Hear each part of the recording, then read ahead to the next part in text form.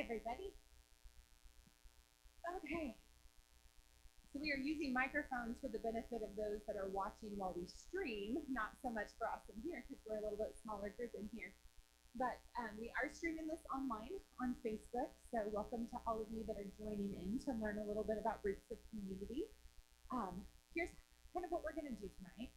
We're going to talk a little bit about kind of the existing situation in our community, some data, why there is a need for a program like Roots of Community.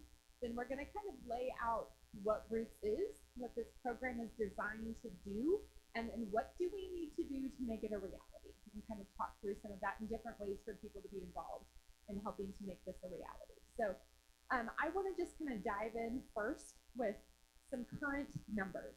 And so what are kind of some of the current numbers in our community when we look right now? So one of the things that we like to say a lot is that we have a lot of great programs in Springfield, but we do not have enough capacity at those programs. We do not have enough of those programs. And so if you work in any realm that touches trying to help people, you know that right now when you call almost any resource in Springfield, we are often told we don't have any space. We're full, we don't have any room. So Safe to Sleep typically has a little bit of capacity where we can get some women in to Safe to Sleep, which is great, and we're thankful for that. But things that sometimes people don't know is that some of these programs also have time constraints, and they have restrictions on them. So for Safe to Sleep, for example, you can only be there for a specific period of time, so many nights. Once you've used that time, then you're not eligible to go back. You can't have a pet if you're going to Safe to Sleep. You also can't be there with a partner or with children.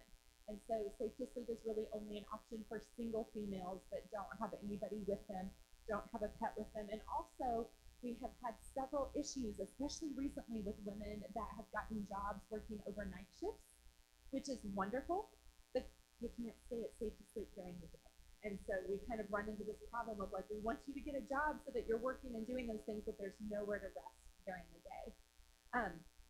Harbor House, Salvation Army's Family Enrichment Center, Victory Mission, Harmony House, Rancho, Great Circle, all of those good programs just don't have enough capacity to keep up with the demands in our community. So do you want to talk for a minute, Holly, about some of those phone calls that you've had to make recently and some of the difficulties of just hearing, like, we've got great programs, there's just not a yes bed right now? Yeah, one of those pieces of data that we do not have a realistic picture of in our city is the amount of families that are in fact homeless. So by HUD's definition of homeless, that would be that they don't have a place that there is stability and certainty in. So it's technically a place where their name is on the lease. They have this consistency of, as long as we're paying for this, this is where we can come home and sleep. And so there is a very, very large amount of families that are living in on other people's couches. They're living in their cars. We see a lot of families that just kind of do this bouncing around thing. And so they go very much undetected until something happens. And so we get a lot of phone calls when that something happens. And so it's a family that they get kicked out in the middle of the night by a grandparent or a boyfriend or a friend, and they have nowhere to go. And what's really disheartening is that, yes, we have some family beds, but those are incredibly limited. And as of this year, they have seen those more full than ever before. And one of those resources, El Rancho, which is run by the Catholic Charities, that was actually formed in COVID time to support the COVID impact. And it was supposed to be like a 6-month thing. Like, it was a very short-term, temporary, we need a place for families to go. And they can't close their doors because they are constantly overflowing. And so we're hearing more and more families that are just struggling to find any place of security, especially as oh my gosh, where are my words? As rental prices are skyrocketing, as gas prices are skyrocketing, like, the economy is just not friendly for those who are really struggling. And I'd say my last point to that is that we've had several agencies that have been incredible and utilized funding they've received to keep families in hotel rooms and individuals in hotel rooms. We're now hitting a state where all of that funding is gone. And so again, most of that was COVID relief funding. But the problem is that while One Door and some of those other agencies are no longer able to do that, we still have families that are not able to find that stability. And so that number, we can't get a number on how many families are in a city, but we would estimate there are hundreds of families that are just bouncing around trying to survive day to day. Yeah, so a few other things for people to know. I know a lot of us in this room know some of this, but some of you watching online might not know some of this. So we recently just lost some nighttime options. So Jerry, you want to talk a little bit about cold weather shelter season and this kind of like hard stop deadline and the fact that we're now short 145 beds at night? Yeah, through the community partnership with the Ozarks, they established that the cold weather season is from November 1st to March 31st. And so the cold weather shelters open on that day, and then on March 31st they close. That has put anywhere from 125 to 150 people back out on the streets every single night that do not have a place to stay, that were utilizing shelter space. This particular month, April is hard. April is a hard month. And most people don't realize that, well, we're into spring, but actually, in many ways, it's harder than even the winter is sometimes, because we're getting a tremendous amount of rain, and then we're getting temperatures that still drop down into the 30s. We have probably gone out at least probably 5 or 6 nights in the last 3 weeks, because the temperatures drop and everything's wet. And so a lot of our friends, they are just scrambling to find a place to sleep and to try to stay warm. The Revised 66 trailers are only open Monday through Friday. They're not open on weekends or holidays. And so we do have some friends that come down there, but they've got to have $10. And if you stay there 20 times, 25 times a month, I mean, that's $200. That's $250. And so that's kind of a barrier as well. But we're street outreach, we're seeing a lot of people just trying to get through the night that are pretty scared, just trying to get through it. Yeah, so we use a measurement in this community, as in all communities across the country. It's called the PIC count. It stands for point in time count. It is done on a designated evening. Ours was actually moved back a little bit this year because of some COVID restrictions. Those numbers will be released, I believe, very soon. I've seen some preliminary numbers on it, but I don't believe they've been made exactly public yet, so I won't share that, but I will tell you that those numbers are dramatically lower than the reality of our community. And so, last year, the PIT count captured a little around 500 individuals. We estimated those numbers to be at least twice that, if not higher. So we started doing something that we called the street census. And we do this through outreach. We do this at the outreach center, and it allows us to update things in real time. And so with the street census, when people come into the outreach center for the very first time, we flag their chart, and that tells us we need to update them and add them to the street census. But we ask everybody, where are you staying right now? Because if something has changed and you've gotten housed permanently, I want to make sure that we adjust that. But if something also has changed and you're now on the streets, we want to make sure that we adjust that. So we not only capture numbers as kind of a whole picture, but we also categorize numbers. So the street census shows us who's on the streets or in camps, who is crashing on friends' couches, who is staying in their cars, who is staying with friends and family. And so our last update, we update this usually every week to 2 weeks, kind of depends. It's a little bit labor intensive. And so our last update was just shy of 2 weeks ago. So we're working on updating this week. But the last known total was 1,139 individuals that we have captured through our street census. So we leave those names on there for 18 months. And if we don't re-engage with those individuals after about 18 months, then we go ahead and take them off because we can no longer really verify that that is truly their situation anymore. But that really kind of gives us a good picture of what we're looking at in our community right now. And so, you're talking over 1,000 people in our community that are without permanent shelter. And we are talking about shelter beds currently in our community that can't even meet half of that. And so we have a huge, huge, huge need for shelter. Hi, guys. And so what I want to talk to you about for just a little bit is this idea that we came up with and kind of where it came from. Because for us, a lot of where it came from was twofold. Obviously, we see the need when people are coming in saying, can you help me? I just need a place to go, right? I need a place to be stable. Jerry, what would you estimate the cost is for someone to stay in a hotel in Springfield for a month? Depends on the hotel, of course, but the cheapest hotel I know of is $1,000 a month. That's the cheapest, smallest little old hotel that probably isn't the greatest environment to be in. That's at least $1,000 a month for those and beyond, for sure. And most of those rooms don't even have refrigerators or microwaves, and so you also then have to factor in that people living in those hotels probably have to be spending money on fast food or have the ability to access the meals, which means they have to have the ability to transport to those meals because they can't store food in their room. And those are full. The $1,000 a month hotels, those are full like all the time. So you're going up from there.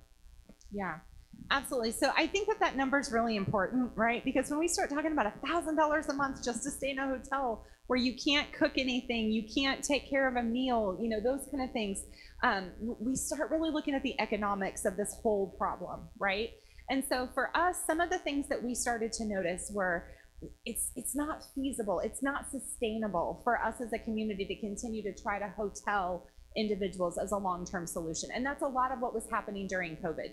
Those that were considered to be hyper vulnerable, most at risk, were typically hoteled sometimes for 3, 4, 5 months through grant programs. And I start to do the math back on that, and I'm like, oh my gosh, how much money that we spent on hotels, how differently could that money have possibly been leveraged to create more longer-term solutions? And so we kind of started to think through that. We also started to look at the fact that when we see people that do get into housing, there's a part of me that wants to be really excited, right? That we've gotten into housing, but there's this other part of me that's like, oh, I hope this works, right? Like, oh, I hope this is a good fit. Because if the program's not a good fit, if there's not enough support in place, if it's not in the right location in town, there's all these different dynamics. We've got an individual that we love and we work with who got into housing a few months ago. It could not have been a worse location. And for the life of me, it just doesn't make any sense to me. I mean, it was directly across the street from where everybody hangs out. Everybody knew where his house was. Everybody goes over there when it's a cold, rainy night and shelters aren't open.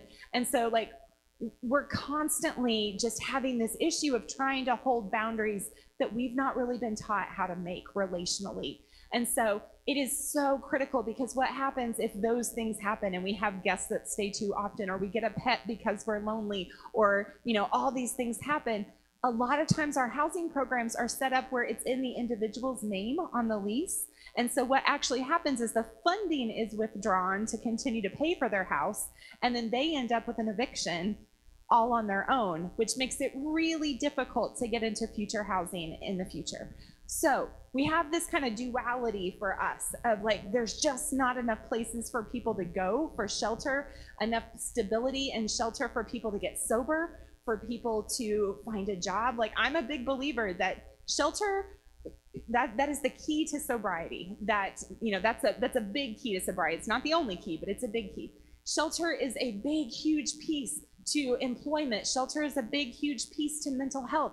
Shelter is a big, huge piece to a lot of things. So we know that we need that consistency and that stability, but we also need to teach people how to succeed in a housing placement. We need to teach people a lot of skill sets that trauma has kind of robbed them of learning how to function in some of these systems and structures. And so we started to kind of look at other models from around the country. For those of you that know me, I am a research nerd. I'm a data nerd. I like to look at best practices. And we were just doing a lot of, did you see this? Have you heard about this? Did you hear about this program? And as we kind of started to look at them, no one program was like, oh, let's just do that in Springfield. Let's just replicate that. Instead, it became, oh, what if we took a little piece of this and that, but we changed it like this? We just kind of custom created this model called Roots of Community for Springfield. And so our idea is to take 2 separate campuses, And I think that that's really important for people to understand, because for us to achieve all the goals that we see as housing barriers in Springfield, you've got to separate out this population. And so we need a family campus, and then we need an adult campus. So 2 separate locations, 2 separate campuses. I'm going to let you talk for a few minutes about our family campus. Yeah, so one of the biggest barriers we see when it comes to families, well, there's multiple barriers, I think, to kind of address. We work with families at a lot of different capacities with TCG. So the first one being preventative care. So we have quite a few families that I had already kind of mentioned that are reaching out to us saying, I'm being evicted, I have nowhere for my kids to go. We went to one door, we're on a waiting list, and we're 500th on the waiting list. They said 30 to 60 days. We don't have any family, we've called all the shelters, they're full. Like, what do I do? And the reality is that for many of these families, their biggest safety issues are simply homelessness, and they don't have anywhere to go. Or they're going to choose to stay with someone who's not a safe individual because it's their only place for shelter.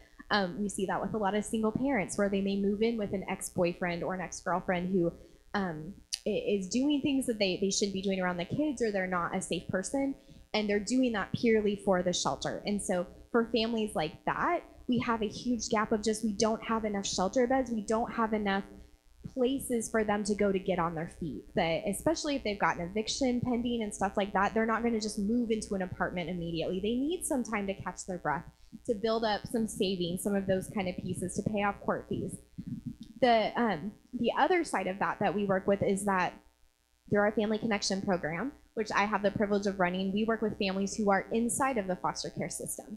There is a lot of stigmas and a lot of stereotypes around foster care. Here in Greene County, we have about 80% of the families who enter foster care do so because of poverty-related issues. The foster care system was designed to pull kids out of homes where they are being abused and neglected, but because there is such a lack of resources to help out some of those families who are struggling with those issues of homelessness, of domestic violence when the domestic violence shelters are full, families who are really struggling to cope, and so there is addiction issues that have gotten, there's relapses that have happened, and there's not enough resources to care for them in a time when they maybe need to take a break from work. They need to have a safe space to be able to access healthcare and counseling and all those different pieces. So 80% of our kids, or of the families in our foster care system, are there for poverty-related issues, which means they have a goal of reunification. So we work next door with a lot of those families by providing supervised visits for those parents with their children. But what's really heartbreaking is that we're seeing now in the season of COVID is that the lack of resources, and I say that to say there's a lot of good resources, but the need is higher than what is being offered to families. We're seeing a lot more families that the more no's you get, the more discouraged you get. The more times you apply and you call and you have to tell your story, the more hopelessness starts to set in. And so we're seeing a lot more families that are getting TPR'd, which means terminating parental rights. And a lot of it comes down to a factor of stability. It doesn't come down to factors of abuse and neglect, which is heartbreaking. Another side of that we see in the foster care system is our foster care system is inundated. And so you have caseworkers that are working double, triple loads. And so they cannot provide the same level of advocacy and support to each family that they're working with. We are out of foster homes. And so we've got kids that are being sent hours away from the city. We have siblings that are separated because if you have 3 kids and one's a teenager and 2 are younger, most likely you're not going to find an available house that has an extra 3 beds and you need 2 bedrooms for that sibling set. And so there's just a lot of massive gaps. And what's also happening is then you're so inundated, you're not able, the system is really struggling to provide safe places for the kids that are experiencing abuse and neglect and need the stability of the foster care system to be their advocate and be on their side. And so a huge barrier that we're seeing with families that have that goal of reunification, that are fighting poverty-related issues and trying really hard to break barriers, is that they are, the biggest barriers they're facing are actually issues of housing, issues of transportation, and all of those things factor into their ability to get and keep a job, their ability to access healthcare. Like Medicaid expansion is fantastic, but if you can't get to your counselor, if you can't get to your doctor on a regular basis, there's no use in being willing to have that on your side. And so we're seeing a lot more of these barriers. And so part of one of the gaps is that there's not a single housing unit in Springfield that will take a parent who does not have custody of their children into a family unit, but is working towards reunification. And so for the most part, to qualify for income-based housing as a family, you have to have children in your custody. So these families that are working towards reunification, they may be 1700th on the list, even though they're saying, I'm trying to get my kids back. If I can have my kids back in 6 months, they're gonna come home to me. If I can tell the judge, I have a house, I already have a job, like I figured these things out, then the judge said, here's my timeline, they're still gonna say, until you have kids in your custody, you don't bump up on the list any higher. And so Roots would be a place for them to come. Another space in that we work with families is families that do reunify when they go into aftercare. If you can imagine how traumatic it would be to be separated from your children for about 18 months to 2 years, which is an average timeline, or anticipated average timeline for a family to be in the foster care system. Many of them are in the system longer. The amount of trauma that you face as a parent, the amount of trauma your children have faced, let alone any traumas you've had beforehand, parenting is hard. And adjusting to life back home together is hard. And most of the time, your biggest support system was the system. You've had caseworkers, and you've had your lawyers, and you've had individuals that have been in your life supporting you, but that goes away when your case closes. And so we're also seeing a lot of families who have reunified who are just scrambling to continue to break barriers while they're also navigating issues of trauma at home with their children and many of those things. And so a support system and a supportive community is still needed very much after the case closes. And we don't talk about that very much when it comes to families in the system. And so we're seeing 3 very huge needs that are not being met in our community that are specific to families. And this can be any couple, any individual raising children who are anywhere from infants. We have kids that are pulled into the system as newborns, all the way up until teenagers. We have kids that are reunifying just before their 18th birthday. We have kids that are going home after 18 to reconnect with their parents. And so the need for families is great. And Roots would be a safe place to love on every single one of those, like every one of those families would qualify as long as we have that space open for them. So let's talk about the economic side for a minute with families specifically. So for one kiddo to be in foster care in the state of Missouri costs $25,000 a year. And that's cost to the state. So if we know that we've got 800 kids in care right now in Greene County, a lot of them because of poverty-related issues, then it's pretty easy for us to do the math on that and estimate out that Greene County alone and our high poverty rate, which is leading to a high foster care rate, is literally costing a taxpayer amount of around $20 million a year to have that many kiddos in care.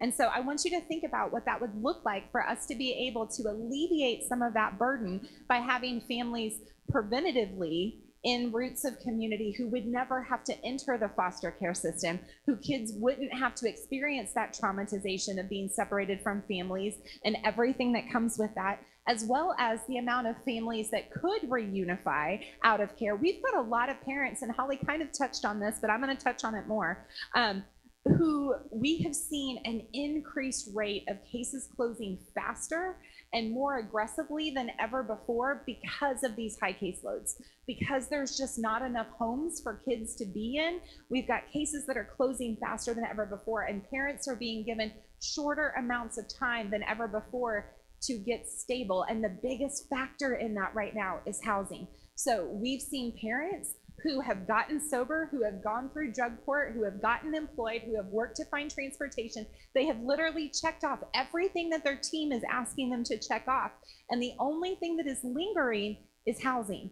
But they are on every housing list. They're making sure their SPDAT stays updated. They're checking as often as they possibly can. It's not that they're not trying. We have an affordable housing shortage in Springfield that is well over 10,000 units. It is an insane amount of housing that we are lacking in this community that's affordable. And so we have parents whose rights are being terminated strictly because of shelter. And Roots would give these families an option. It would give them the ability to stay together, to stay out of or from re-entering into the foster care system with a supportive environment. And I think that's so critically important, right? So one of the things that we would be doing at Roots at the family campus that makes the family campus unique is we would have a daycare center on site.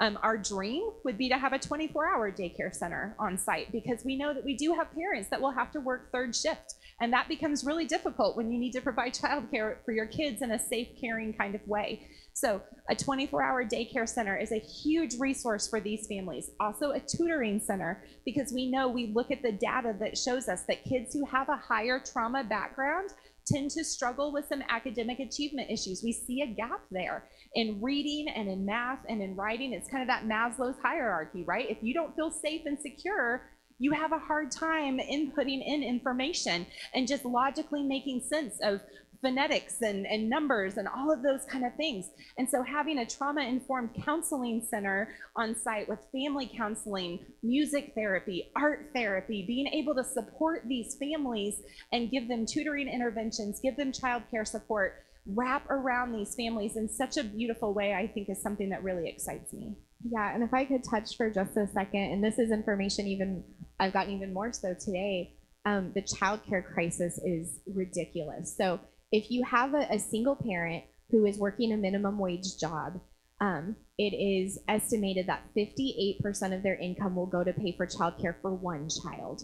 And so if they have one child that's not of school age, 58% of their income is going to keep that child in daycare while they're working, and the rest of it has to go for paying all the other things they have to pay. And so, and income-based stuff doesn't factor in childcare costs, it factors in your income. And so while income-based is incredibly helpful to a family, if they don't get the childcare subsidy, one child is costing them over half of their paycheck. If they have two children, it could very well be the majority of their paycheck is literally going to childcare. Something else that a lot of people don't know is that we do have it's very challenging to get the childcare subsidies, but we do have a lot more families qualifying for those, which is fantastic. And again, that's a very national support that the nation is trying to help families in poverty. But one of the biggest gaps we're seeing is there's not enough childcare agencies that accept that subsidy. And so one of our greatest organizations that works with families trying to find childcare, Childhood One Stop, talked with them today, and they said that they are so behind on phone calls from people asking, where can I take my children to that'll accept my subsidy? Because very, very few places have any openings right now. And so you may even get the break of being like, man, I've gotten some income-based relief for housing.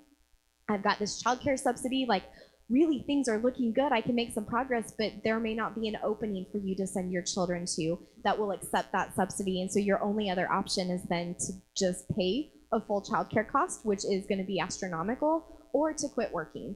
And that's a factor that for families in the foster care system, they have to line up childcare before those kiddos come home, because you have to be able to prove that you've got that consistency and that stability. And so that could be something that is incredibly stressful that you're working on. So this ability to have a free daycare center that is accessible to them while they are breaking down some of those barriers would be a lifesaver to a lot of our families, and keep kids in safe places, because that is most commonly when children are then put in homes with adults where unsafe things happen, because it's a desperation kind of act.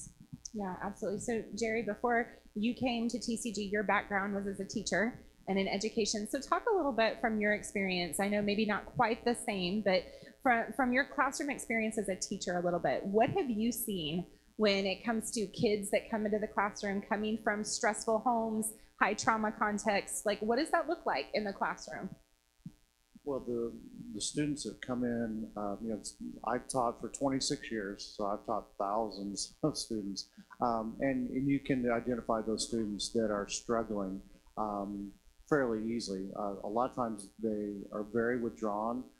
They don't connect with other people real well. They tend to be very tired.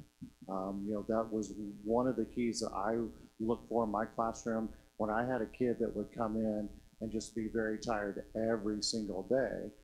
Yes, of course, sometimes it would be, I stayed up till 3 a.m. and played video games. But a lot of times it would be, we're just, we're struggling a little bit, or they're working to try to help out mom and dad. But, if they're not getting good nutrition, if they're not getting sleep, if they're not getting support from their parents, with the school environment and all the requirements of school and engaged in the learning process, they're not going to be successful. And so many of the kids come in, they have so many barriers to be successful, and that might be clothing, that might be shoes, that may, you know, just the basic necessities that they've got to have. You've got to have those in place to be able to be successful. Very similar with our friends on the streets. If you can stabilize them with shelter, with meals, with hygiene, all of those things, you can stabilize, then you can actually start making some progress and working with them. So I'm going to switch gears for a minute. I'm going to talk about our adult campus and kind of the design there, and then I'm going to open it up for some discussion and some questions. So our adult campus location is going to be unique as well. And so one of the things that we want to make sure that we have incorporated into our adult location is really kind of two goals on one site. One of them is to expand respite care in this community. So respite care, for those of you that may not be familiar with that term, we have a very small handful of beds, about 9 beds in Springfield, that are able to offer respite care. And that is where somebody can go who does not have stable shelter to recover from fill in the blank, right? To recover from a car accident, to recover from a surgery, to recover from illness, to go through kidney dialysis or chemotherapy or anything like that. Being sick on the streets just stinks. I mean, it's miserable. And I can't imagine, right? Like I had allergies last night and I just didn't feel really great, and I had a headache and I took some medicine and just laid down and went to bed early. But like, I couldn't imagine having felt that way and been outside. And respite beds are so critically important for so many reasons. But right now we are constantly, like daily, turning away respite requests. We have a small house that has 3 respite beds that we have. There are 3 women's beds in Springfield, women's medical respite. They do a great job. The problem with women's medical respite, and I understand why they had to set it up the way that they did, but it's definitely a barrier, is it's for inpatients only, mostly, unless there's, you know, special extenuating circumstances. But that's a really big deal. Like, we had an individual recently that was in a motorcycle accident, and she was not an inpatient. She was injured pretty severely, broken ribs, broken collarbone, head injury, and trauma, but she was never admitted to the hospital. And so she couldn't discharge to women's medical respite, so she went back to camp instead. And it's pretty miserable to sleep on the ground with broken ribs. So we have a perfect example of the respite situation in Springfield, or the need that Roots would satisfy with medical respite. We have a gentleman that comes to the outreach center frequently during 2 or 3 times a week. His name's John. He has a horrific finger injury right now. It is, according to our nurse, Elisa, it's the worst one she's ever seen. I have pictures on my phone if any of you want to. Yeah, it's bad. It is absolutely awful. And he has been to the emergency room of the hospital multiple times over the last couple of weeks.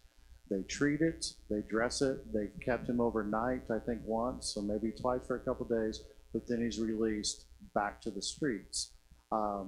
And he's on antibiotics, and so we're trying to get those meds delivered, make sure that he takes them, all of those things. He comes into the outreach center to see our medical team, and they're looking at it, and Elisa said yesterday to us, said he's going to lose the finger or he's going to die because he's going to get sepsis.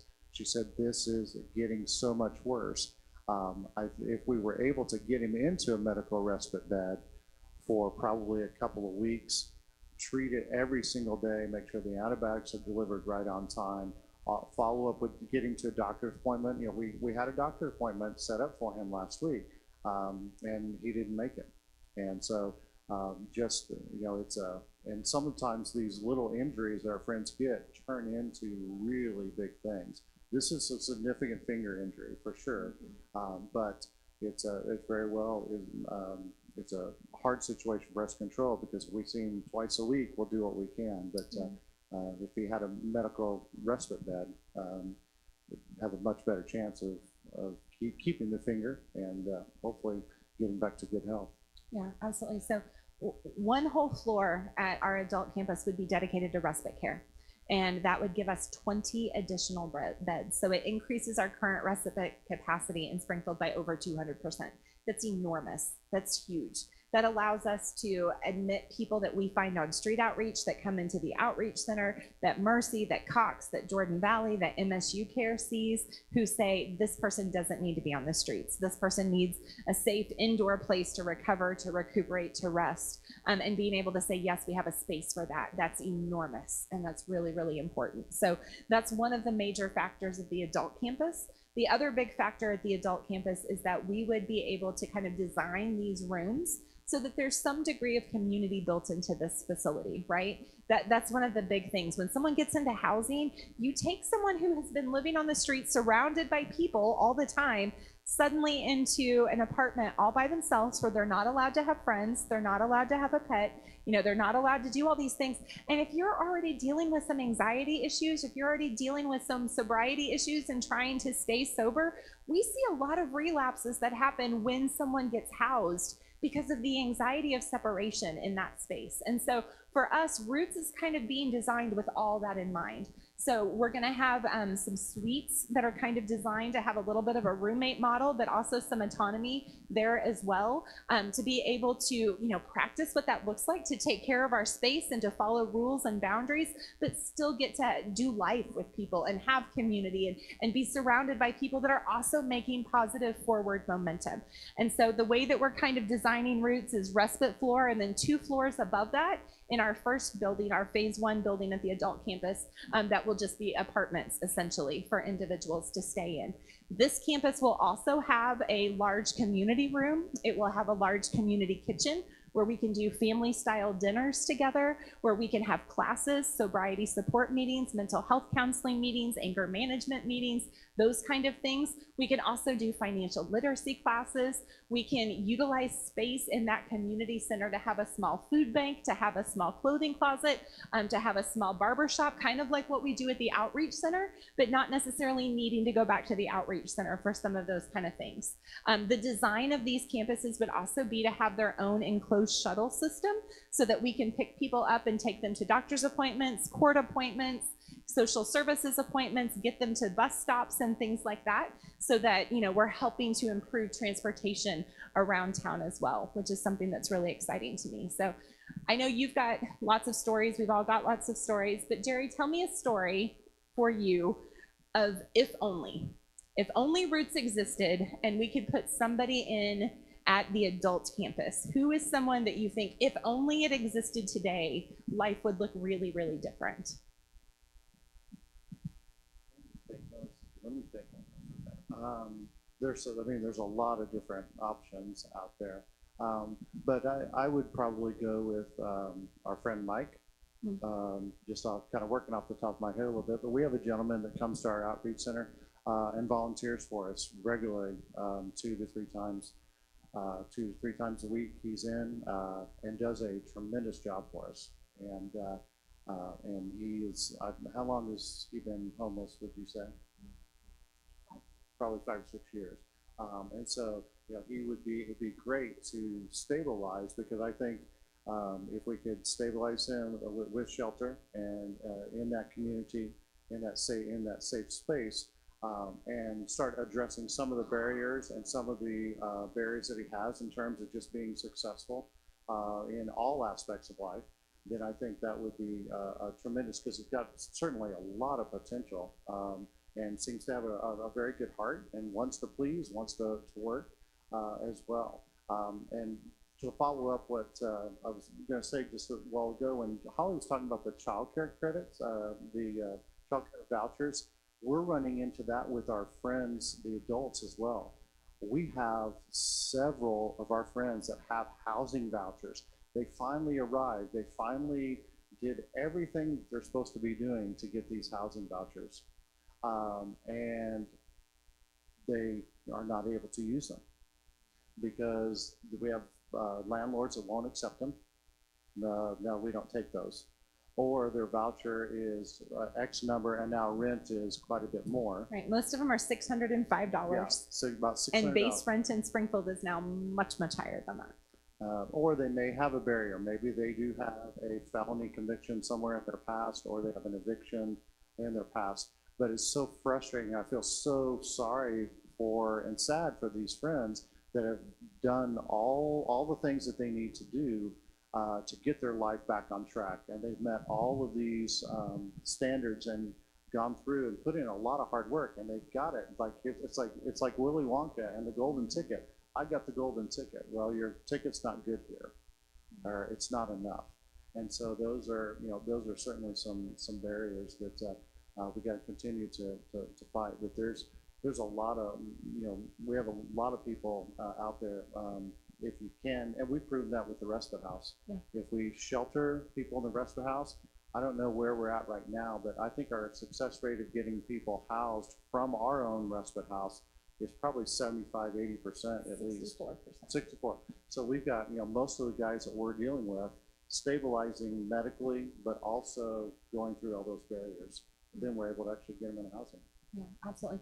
So my if only story, if only the adult campus existed today, right? Like, how would it make a difference for somebody? So we've got an individual that we've worked with since we opened, who struggles with mental health issues, struggles with addiction issues, who several times over the last 3 or 4 months, Jerry and myself and others have been heavily invested and involved because crisis would come, right? I'm ready to get help. I'm ready to get help right now. We would take them to Burrell's Rapid Access Unit where they would say, sorry, we won't take you. You can't be here. We'd take them to Cox. Cox would keep them for 30 minutes and Cox would discharge them. We'd take them to Mercy, to the Marion Center. I'm sorry, we don't have any availability. And they're sitting here literally sobbing, saying, I just want somebody to help me. Can somebody please help me? And literally there's no place. And so we went through several cycles of this with this individual, trying to get them help, being told no, trying to get them help, being told them no, until about 2 months ago, a month and a half ago, they came in one day and it was like rock bottom of rock bottom. I'm not going to make it past today if we don't figure something out. And made phone calls, and Elisa was actually able to find a bed for him in Osage Beach, and arranged for transportation to get him all the way to Osage Beach to get into a 21-day program. As he was exiting that program, we tried to find a transitional location here. We thought we had him in at Harbor House, and turns out he had been banned from Harbor House 6 years ago. So because of behavior 6 years ago, we're not even willing to give him a second chance or another try to have an attempt at, we've gotten sober, we've addressed some of these barriers, we've dealt with some of these things, but no, we're not going to let you have another chance. We also didn't have an ID, so we couldn't go to Victory Mission. And so we started pushing into all of these spaces and all of these barriers. We're back out on the streets. We're back in that same cycle. We're struggling again. We're having a hard time. We came in the other day and, one of the things we do at the outreach center is we hang on to prescription meds. We can sign a release and a waiver. We'll lock those up. They can come in and get a few days worth so that we don't run the risk of losing the entire 30-day prescription, especially with mental health meds. So we came in to get some of those, and it was just, I don't know how much longer I can do this. And that was my thought that day, was if only Roots existed. This is a person who has tried so many different things, so many different times. And I'm just a big believer, and you can call me an eternal optimist or whatever you want to call me with that. But if somebody's asking for help, I think they deserve to have a chance. And I'm a big believer that you should never run out of chances, and that a human life is valuable, and we need to give them the dignity of trying when they say that they want to try. And that's one of the biggest things that I think we see in Springfield all the time, is if you have tried too many times and you have burned too many bridges and you've come too many times and not succeeded, we start to write you off and we start to label you as not savable or not worth investing resources into. And that to me is one of the greatest failures of our community system right now. And if only Roots existed, I believe we could offer second, third, fourth, fifth chances to people who need those additional chances, who could make the most of them and have a chance and a support system to do that. This individual that Chris is talking about is crazy smart. And I think if we are ever able to stabilize his situation medically, mental health wise, medications, all of those, and get him plugged into the right avenue, there's no telling what he could accomplish. because he's brilliant. He really is. And we said if we can channel those things in a positive way, he could be such an impactful story for Roots, but also he could really be a great peer, I think, at some point in time down the line to really inspire others and to work with others, because it's there. We just have to get him to that point. Yeah. So I want to give you one last set of numbers, and then I'm going to open it up for discussion and for questions.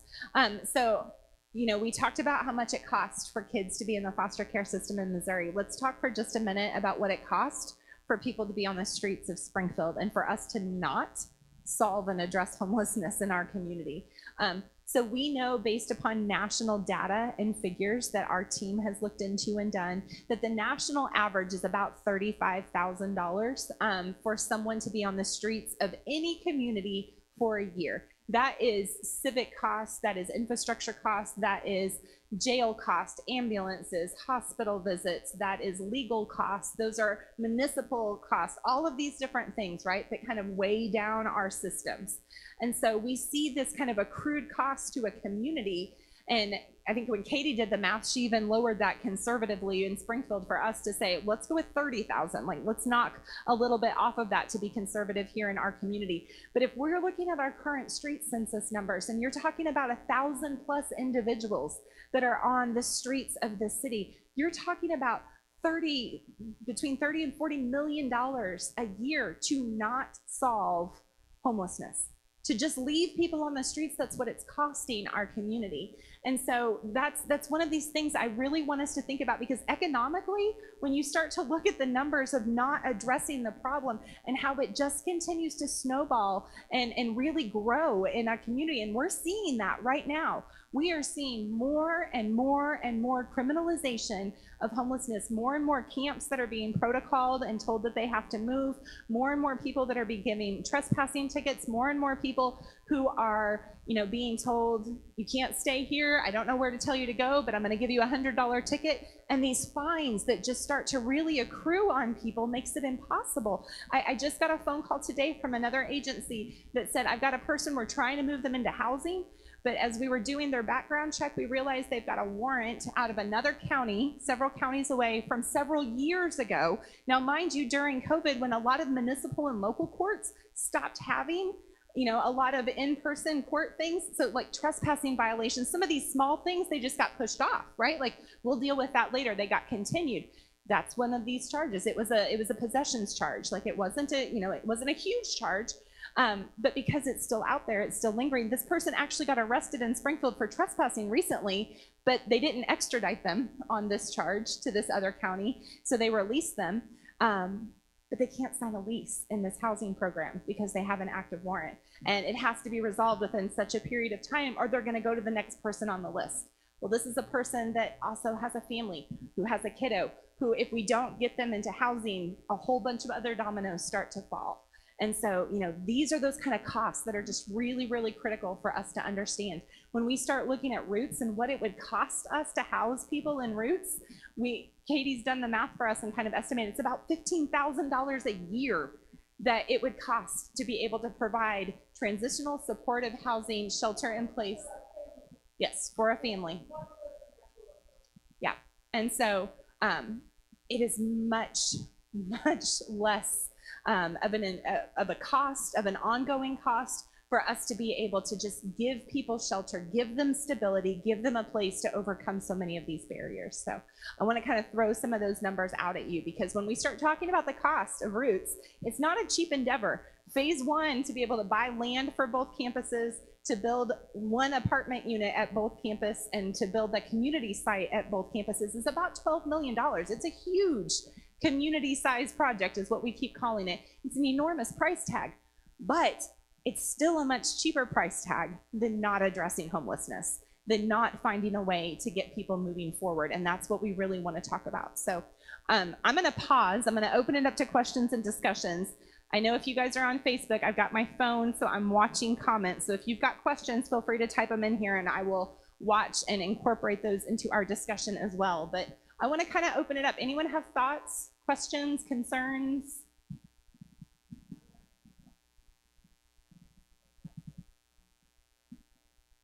Yeah, So the hope for us is that the family campus will do 27 families in the first building. And then we would be able to build additional buildings on that campus in additional phases as money is raised to do that, to expand. The adult campus, we are excited because we have had some land that has been donated for our adult campus, so that's huge. And we're still kind of trying to figure out all the logistics of that. The layout of that land is going to dictate how many different units we can put there, but at least we should be able to do those 20 respite beds, and then we're hoping to have at least another 40 to 50 individuals at that adult campus in phase 1. Great question. So the question, if you're online, you couldn't hear it. The question was, is sobriety a prerequisite? So here's how I'm going to answer that.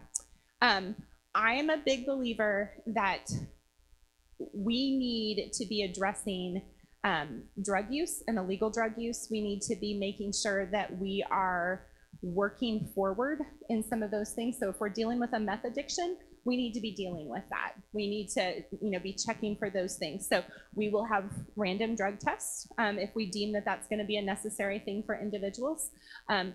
Alcohol is going to be a different story, obviously, right? Because we've got some legalities there, but at the same time, we're going to be looking at what makes us, what are barriers and what are allowing us to move forward. And so sobriety is going to be a big part of things for people. But sobriety at different levels looks different for different people. And I'm also a big believer that part of sobriety and a journey to sobriety sometimes requires flexibility, and it sometimes requires some relapses. Like, that's part of getting sober, that's part of that journey. And so I think one of the things that we struggle with a lot in this community is programs that are all or nothing. And if you mess up once, there's not grace for that mess up. And if you mess up once, you're done and you don't get another shot at that program.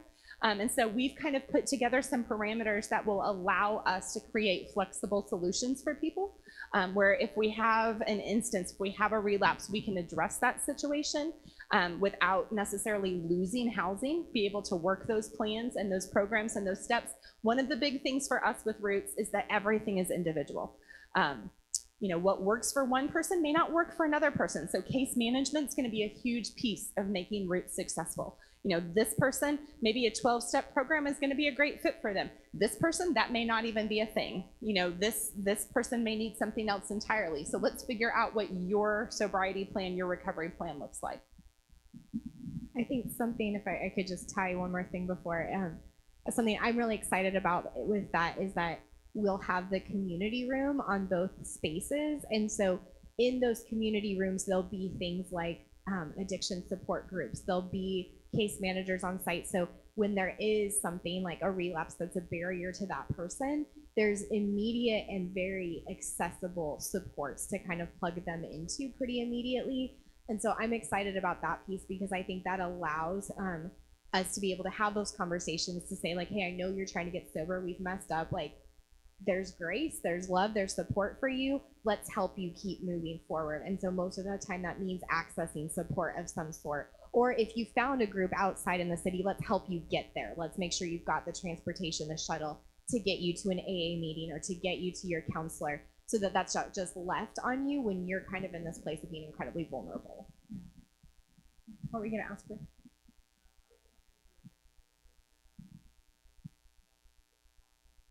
Mm-hmm. Yep.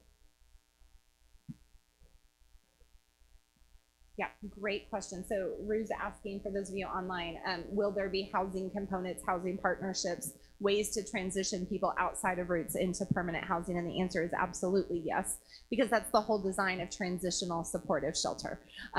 We wanted to label it as transitional for several reasons. One, because it is transitional. Technically, everyone who will live at Roots will still functionally be considered to be homeless by HUD's definition. That's important to our community for several reasons. One, because that allows us to keep a consistency of HUD funding in this community that allows us to build up this huge affordable housing inventory that we need to build up. So that eventually, right, the hope, the dream would be that as that HUD funding continues to come in, we can eventually stabilize where the affordable housing inventory meets the need and the demand. When, if if that happens in our community, this model would easily then rotate to a permanent supportive housing model for people that are maybe more chronically homeless, face greater barriers and challenges, but that's way down the road. So that's one thing to know.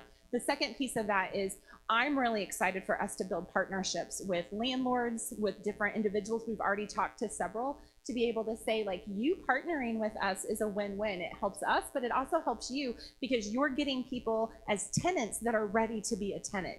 You're getting people who have some degree of like, I've already kind of stabilized. I've kind of already gone through that period and that struggle of what it's like to come off the streets and adjust and learn how to be a good neighbor and learn how to take care of some of these responsibilities and things. I'm looking forward to those pieces. We'll still continue to have people update their SPDATs regularly. They'll, you know, essentially as you're waiting for housing, which some people in our community, that can be years of waiting for housing. You know, Roots could potentially be a location for a year or two if needed be. For some people, it may only need to be a solution for 60 days. For some people, it may only need to be a solution for 6 months. Again, it goes back to that personalization. It's not you're only here for X number of months or X number of weeks. It's kind of what does that situation look like for you? What are we working towards? Is that Eden Village is the best fit for you? Is a solo apartment a better fit for you? Is, you know, assisted living a facility a better fit for you? Like it's very much adaptable to each person's path for success. And that's one of the things we want to be really mindful of is what is the best fit for each individual person? What's going to set them up to be as successful and as stable as possible for the long term?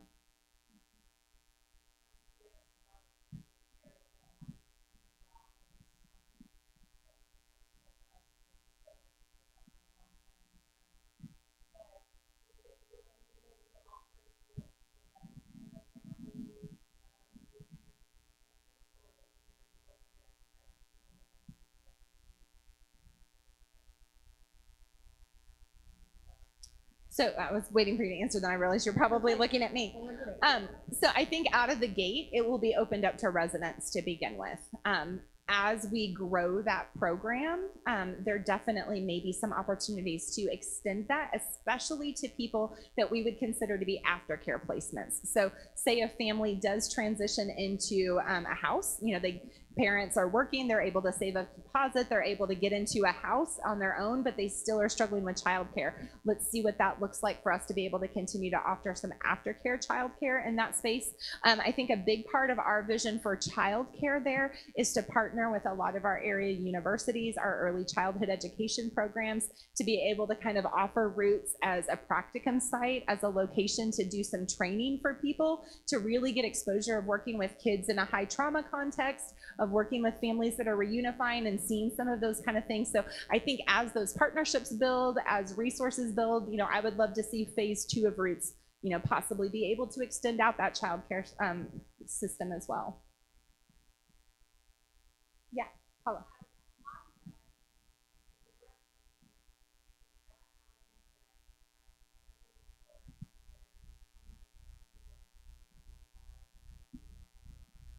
Great question.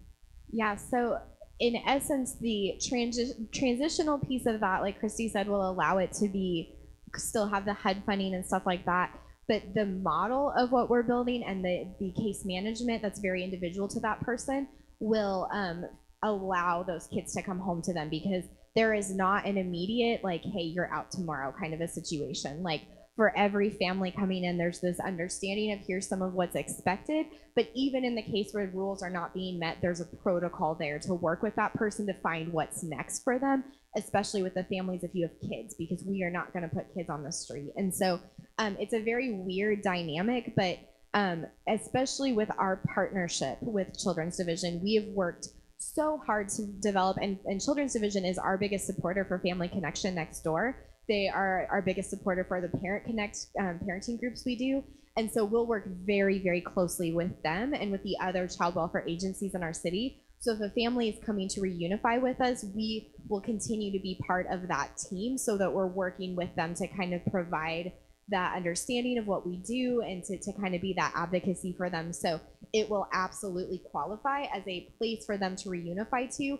And part of the thing that allows it to be considered kind of stable and permanent is that while they're with us, we're working with them to get them into something that is their own permanent situation. And so our goal for every family entering Roots would be, our goal is for you to be back in the community, in your own house, in your own apartment, like in your own duplex, whatever that is, and we're going to work with you until that's your dream, that's your goal. And so that will be kind of what allows them to potentially have their cases closed while at Roots, because then they kind of hand over the reins to us to make sure that they have that ongoing stability. And I would also say we have letters of support listed on our website that you can look at and read. And one of those is from Children's Division. And so Children's Division has been an endorser of this plan and just really supportive of the way that we've laid everything out. Harmony House is also on there, Mercy Hospital, lots of others. But we do have a great relationship and a unique relationship with Family Court, with Drug Court, with our social service agencies in town with child welfare. And I would just add, on the kids side of things, like, it's really important to us that we recognize that all the kids that are coming to Roots have some degree of trauma. And it's really important that when you're community minded and your hope is for them to transition to the community, that we're not only preparing parents for that community reintegration, but kids as well. And so there's a lot of conversations going into like how we're building a relationship with SPS so that kids can stay at the school they're at if that's what they really want to do, if they have friends and they have teachers, unless they're saying like, I need a break from that. That way we can help shuttle them to that school so they don't have to uproot everything to be at our district school, because they'll still be considered homeless. So we're supporting them to stay where they have community, working with those kids to figure out what is it that we need to help support you to be successful. So those, like, the education and tutoring and stuff is really big, but I'd say we also are going to be working on some things like helping them get into sports, getting into activities. You know, when we have LGBTQ queer kiddos coming, like making sure they have access to GLOW and they have access to some of those communities for them, because it's really important to us that those kids are not just their kids or their parents' children, that they are truly part of that community that we're supporting, so that as they transition back into the community, whatever it is, they don't lose us. They're just already integrated into the things that are important to them. Yeah, and the last thing that I would add too really quick with that is we currently have a component of family connection called aftercare.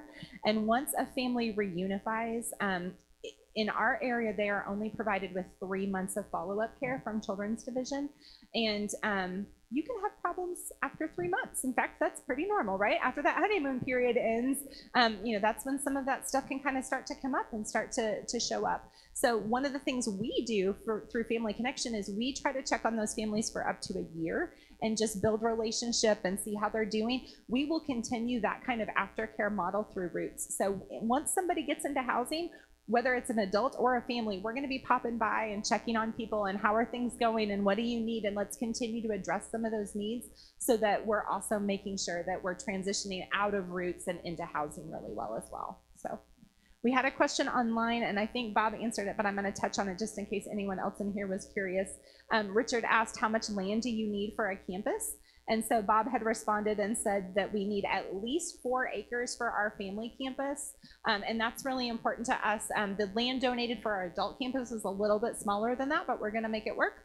But for our family campus, we wanna make sure we've got room for a playground, we've got some green space, we've got room to expand, to increase our daycare site and some of those kind of things. And so at least 4 acres. I know we've even looked bigger than that. That 10 to 15 acre mark would be really nice to have lots of room, but those plots are awfully hard to find right now on the market. So we're gonna see what happens. And yes, Bob's making this sign very expensive.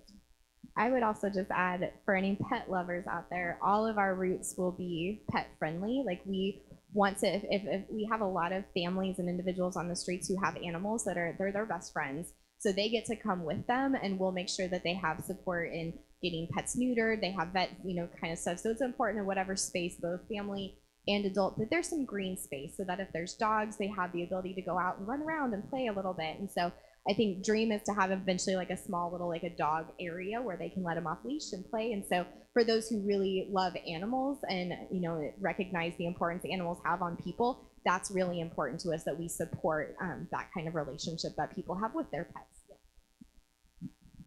Yeah, Paula.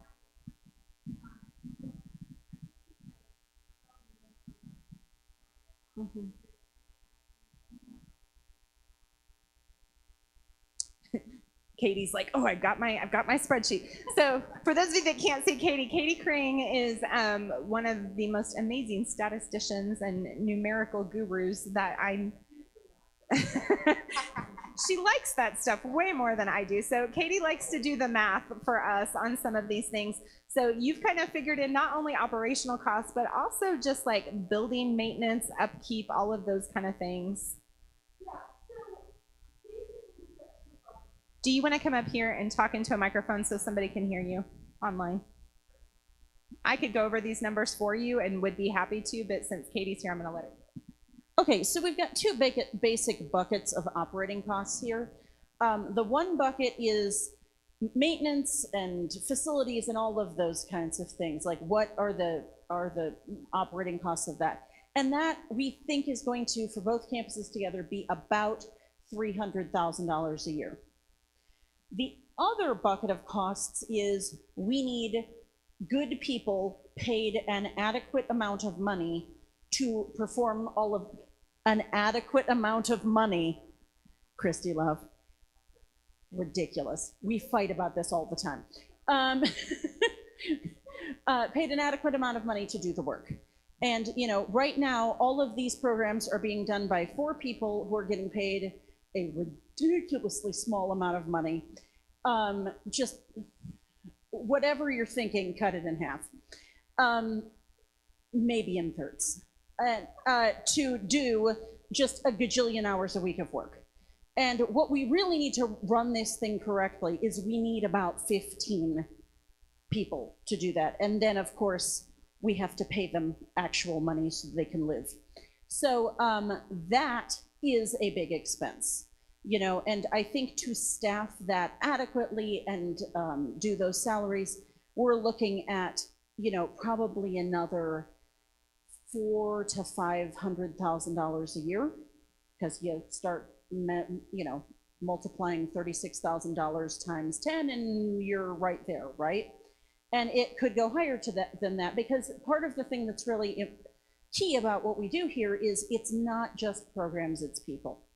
And the people who are building into these relationships, who are doing this work, and who are providing the aftercare and making the visits and whatever, are really the secret sauce here. So staffing is going to be an expense. And then there's the, you know, we got to pay for trash and security and that kind of things. So probably when all is said and done, the overall running costs of TCG outreach, and you know, all of this stuff is going to end up being close to $1 million a year. I do not currently know where that money comes from. Bob maybe knows. Yeah.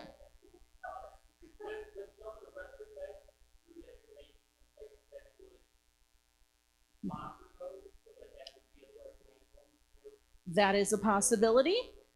It's not as close to $1 million as you would hope it to be, but yeah, no, it's possible for the respite beds to get funded. It's also possible. The way the Roots model was set up is that each room or each bed has a monthly rent to it, which is numerated in dollars, right? So like for a room, it's $300 or something a month, which is comparable to Eden Village. Now, we don't necessarily expect that people are going to be paying that in cash. A lot of that will be paid in points that people earn by doing things that move them into the future. So, you know, going on job interviews or going to recovery meetings or, you know, the various things they can do. So we're not really looking at that as a major income line. Respite will have a little bit more of an income line to it, but I think the max we can hope to get out of that is about $10,000 a month. So about $120,000 a year. So that has the potential of covering about 1/10 of the costs, but you know, there's a long way to go. And I have hung out with Christy Love long enough to have developed a firm belief in the impossible. And I do believe that, you know, if this starts to become real, the community is going to wrap around and the funding will be there. But I don't currently know where it is. Yeah, so let me speak to a couple of things really quick that Katie just said. She talked about the point system. So let me kind of talk about that. If you're not familiar with our outreach center model, we have a volunteer program at the outreach center where people can come in and they can volunteer. They earn the equivalent of $10 an hour, but they're not paid in cash. So we track those numbers, we log those numbers, and then they cash those numbers out towards things. They cash their hours out. So they can cash out 4 hours for a bicycle. They can cash out hours towards paying off court fines and fees. They can cash out hours for vouchers at the Revive 66 trailers. They can cash out hours to stay at Victory Mission on the paid side, those kind of things. And so we equate those at about $10 an hour. So the same kind of model will exist at Roots. So if you cannot put any financial money towards rent, right, then let's talk about how we get 30 hours of volunteer time in, whether those are with TCG or with other partner agencies around the city making a good civic contribution to our community. And so we'll have some of those options. We may have people who, as they get employed, they say, can I pay half my rent in cash and then just do 15 hours of volunteer work? Absolutely. Again, we can personalize that. We can flex that as we go into different spaces. Or someone who says, I'm working full time now, I don't have time to volunteer, I'm just going to pay the $300 a month. Great, that's not a problem. We can do that too. And so that ability to kind of tweak and flex that for each individual situation is really important. And like Katie said, there will be other things that will allow them to earn points, not just volunteering. So one of the questions that came in online from Coco was, they said, excuse me, sorry, Coco, I have heard it asked, do they have to get drug tested, which we kind of talked about, and do they have to go to church? They do not have to go to church. They do not have to be involved in church in any way, shape, or form. If you've been around at all with TCG, you know that at the outreach center, we don't talk about church. We don't push that in any way, shape, or form. If someone wants to bring that topic up and wants to talk about things, I'm happy to talk about them, but that's by no means a requirement to be in that space. You don't have to sit through a sermon to eat. You don't have to be prayed over to get socks. You don't have to do any of that. And that's really, really, really important to me because this community has weaponized religion way too much and way too long with this population. And I am determined to try to help undo some of that trauma, not inflict more of it. So there is not a church attendance requirement. There is not devotional requirements. There's not points for coming to church. That's not even an option. So that's not even something that will be on the table, just FYI. And it will depend upon your entrance plan if you are going to need to be drug tested in some capacity. It'll depend upon your situation with what issues that we face, what that looks like. But I am a believer that if sobriety is one of the barriers to forward momentum, then yes, there will be a degree of drug testing for that. And also, I think that we found with, some of our people who've been in sort of our prototype programs that have, who are in recovery, they found that, that level of accountability is helpful to them as they are seeking sobriety. And, it's different to have sobriety imposed upon you versus sobriety as something that you're seeking.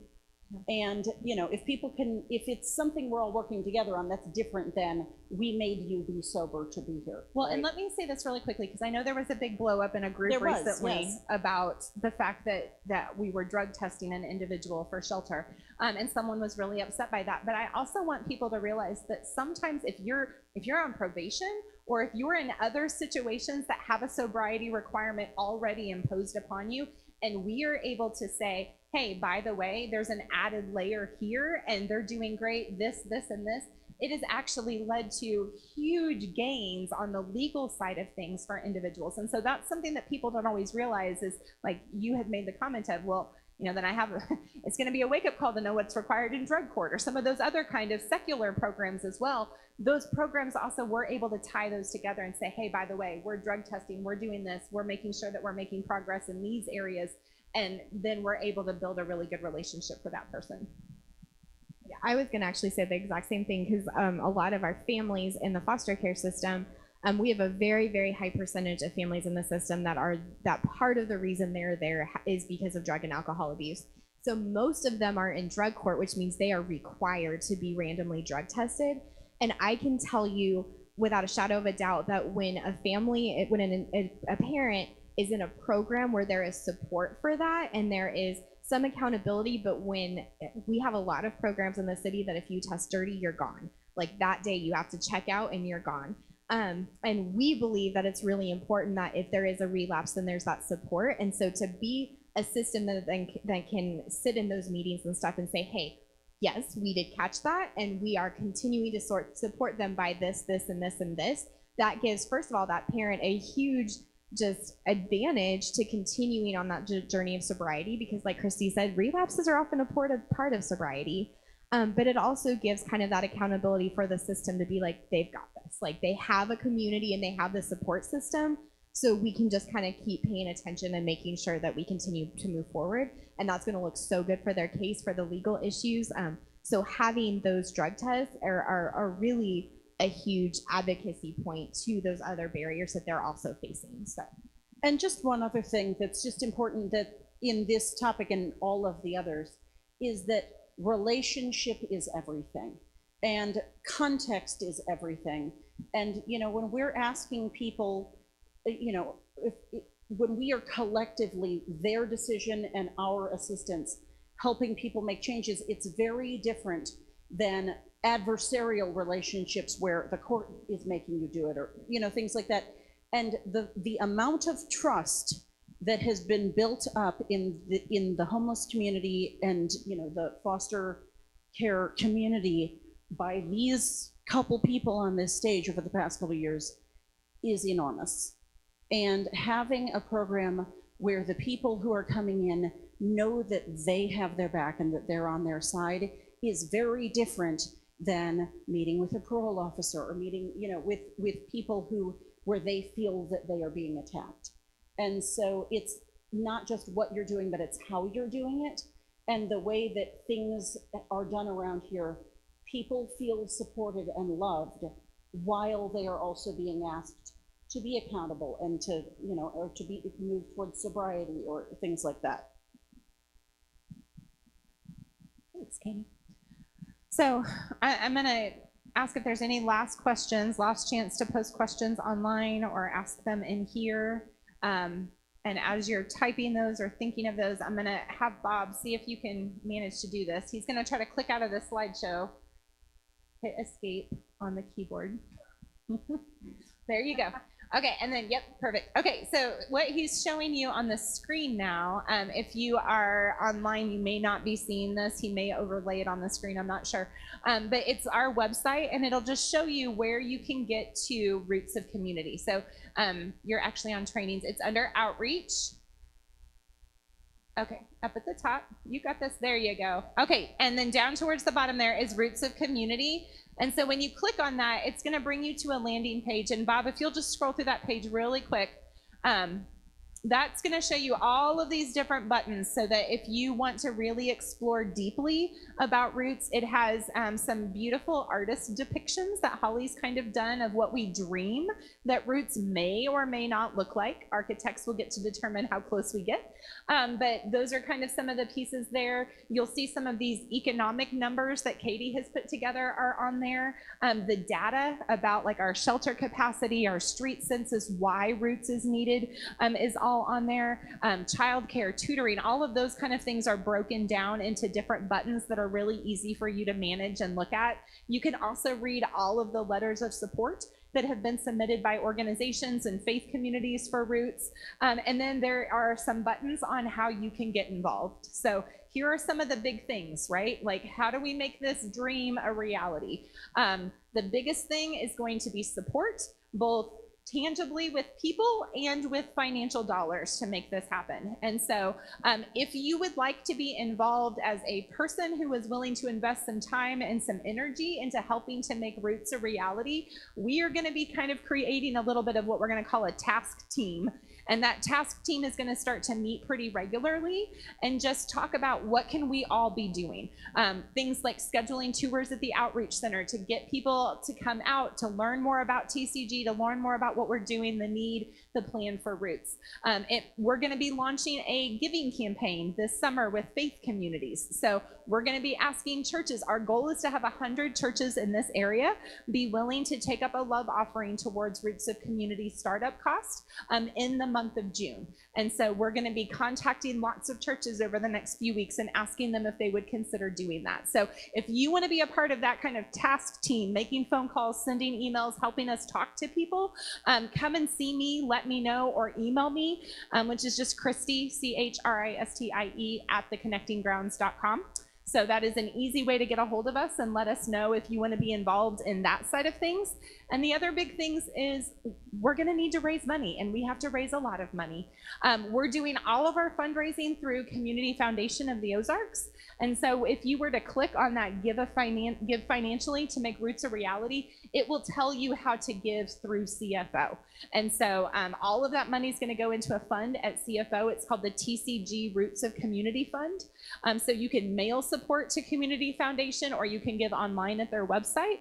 But that just kind of allows us to keep things separated and keep things, you know, nice and above board for everybody, since it is very large numbers that we're talking about. So again, we're looking to raise $12 million total. We have submitted for ARPA funds from the county and the city. I don't know if they will choose to fund this project that way or not. We're pretty determined to make it a reality one way or the other. So it will kind of depend upon timeline, how quickly we can get that money raised to make that happen. So any other questions? Tony, yes. The pictures that Holly drew? Oh, of the finger. Yes, I will be happy to show you a picture of the finger. I have all kinds of gross pictures on my phone. So yes, I send lots of pictures to doctors, and I'm like, what should we do with this? And they're like, ooh, that's not good. So I'll be happy to show you in a minute. Anybody else? Questions? I thought you were going to ask me to see the drawings from Holly, and I was going to be like, oh, Holly did a great job. All right, awesome. Well, I will be hanging around. Holly and Jerry will be here. Katie will be here. If you're here in house and you want to ask questions, feel free to grab one of us. If you are online and you think of a question later, feel free. Emailing me is probably the best way to get in touch with me. Facebook messages, disclaimer, they tend to get lost in my inbox. So if you ever send me a message on Facebook and I don't respond to you, send me another one or send me an email. So. But thank you guys for your time tonight. We really appreciate it. And we will be doing another one of these in the month of May. So be watching on Facebook for that date.